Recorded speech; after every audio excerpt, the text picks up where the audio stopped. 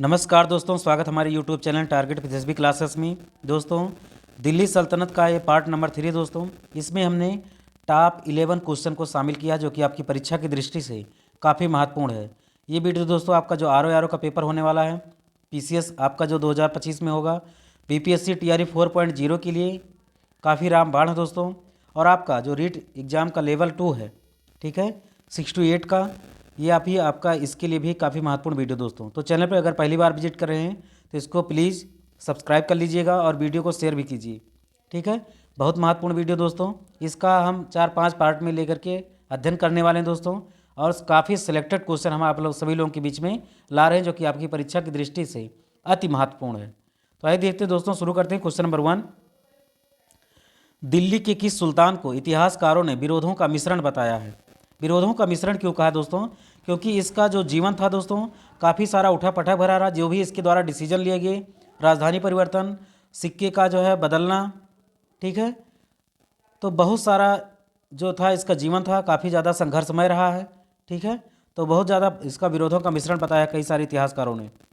तो कौन था? बलबन, अलाउद्दीन खिलजी, मोहम्मद बिन तुगलक, इब्राहिम लोदी। तो इसका जो राइट आंसर होगा दोस्तों वो है आपका मोहम्मद बिन तुगलक। कौन है? मोहम्मद बिन तुगलक। इसका जीवन काफ़ी संघर्षमय रहा है और काफ़ी परेशान भी रहा। इसका सारी जो अर्थव्यवस्था थी वो भी डैमेज हो गई और जो शासन प्रशासन था सब कुछ क्या हो गया? धराशायी हो गया था। इसके समझ में नहीं आ रहा था कि मैं क्या करूं ताकि मेरा शासन ठीक ढंग से चले। अगला क्वेश्चन दोस्तों आपका, इनाम भूमि किसे दिया जाता था? इनाम भूमि किसे दिया जाता था? विद्वान धार्मिक व्यक्ति को, मनसबदार को, पैतृक राजस्व संग्राहक को या फिर कुलीनों को? तो राइट आंसर है दोस्तों आपका विद्वान धार्मिक व्यक्तियों को सल्तनत काल में इनाम भूमि दिया जाता था, ठीक है। आपको यहाँ पे पता होना चाहिए इनाम भूमि किसे दिया जाता था। तो विद्वान धार्मिक व्यक्तियों को इनाम भूमि दिया जाता था। अगला क्वेश्चन दोस्तों, दिल्ली के प्रथम सुल्तान कौन थे जिन्होंने दक्षिण भारत को पराजित करने का यहाँ पर डिसीजन लिया? कौन थे? प्रथम सुल्तान कौन थे जिन्होंने दक्षिण भारत को पराजित करने का डिसीजन लिया? कुतुबुद्दीन ऐबक, फिरोज शाह तुगलक, अलाउद्दीन खिलजी या फिर इब्राहिम लोदी? तो राइट आंसर दोस्तों आपका अलाउद्दीन खिलजी। क्या है? अलाउद्दीन खिलजी दोस्तों प्रथम सुल्तान थे जिनका जो सेनापति था मलिक काफूर। क्या नाम था? मलिक काफूर दक्षिण भारत की विजय के लिए निकला था, लेकिन कई सारे लोगों के समझाने पर कि आप अगर दक्षिण की तरफ बढ़ेंगे तो आपके लिए खतरा उत्पन्न हो जाएगा, ठीक है। तो कुछ हद तक प्रयास किया लेकिन फिर पूर्णतः इसका जो है वहाँ पर विजय नहीं हो पाया था।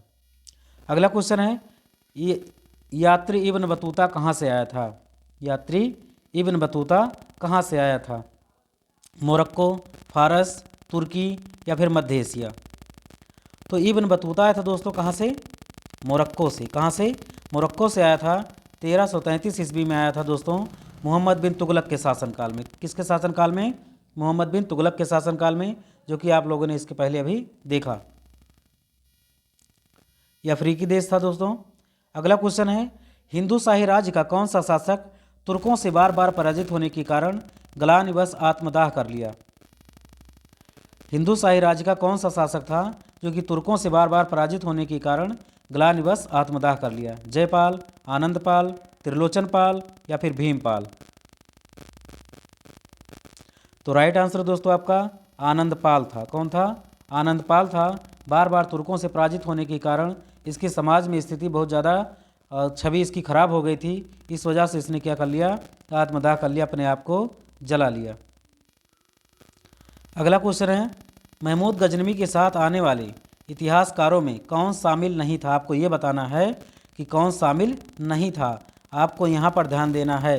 शामिल था बस आपने पढ़ लिया और कोई ऑप्शन 3 में से एक मिल गया और तुरंत खट से लगा के आप चले आए, तो यहाँ पे आपका प्रश्न गलत हो जाता है। तो शाहनामा का लेखक फिरदौसी, किताबुल हिंद का लेखक अलबरूनी, तारीख़ यामनी का लेखक उतबी या फिर तारीख़ सुबुक्तगीन का लेखक बैहाकी, इनमें से महमूद गजनवी के साथ कौन भारत नहीं आया था? तो सही आंसर है दोस्तों आपका शाहनामा का लेखक फिरदौसी। ये महमूद गजनवी के साथ भारत नहीं आया था।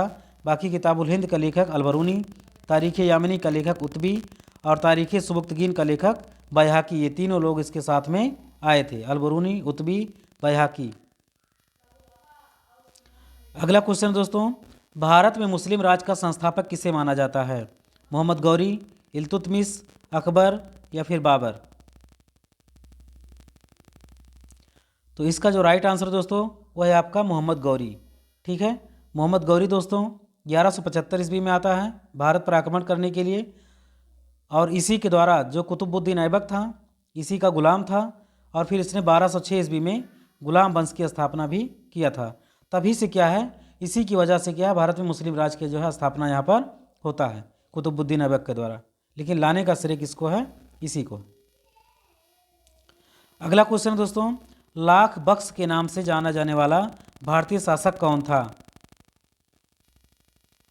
बाबर, अकबर, कुतुबुद्दीन ऐबक या फिर इल्तुतमिश? लाख बख्श का मतलब क्या है? लाखों का दान देने वाला। तो राइट आंसर दोस्तों आपका कुतुबुद्दीन ऐबक। ठीक है, क्या सही है? कुतुबुद्दीन ऐबक। अगला क्वेश्चन है, किसने इक्तादारी प्रथा चलाई थी? इक्तादारी दोस्तों क्या होता है? एक ज़मीन के भूस्वामी क्या होता है, उसका भूस्वामी होता है, उसके अंडर में बहुत सारी ज़मीनें होती हैं, तो इसको एक प्रथा चलाई थी मोहम्मद बिन तुगलक ने, इल्तुतमिश ने, गयासुद्दीन बलबन ने या फिर फिरोज शाह तुगलक ने? किसने?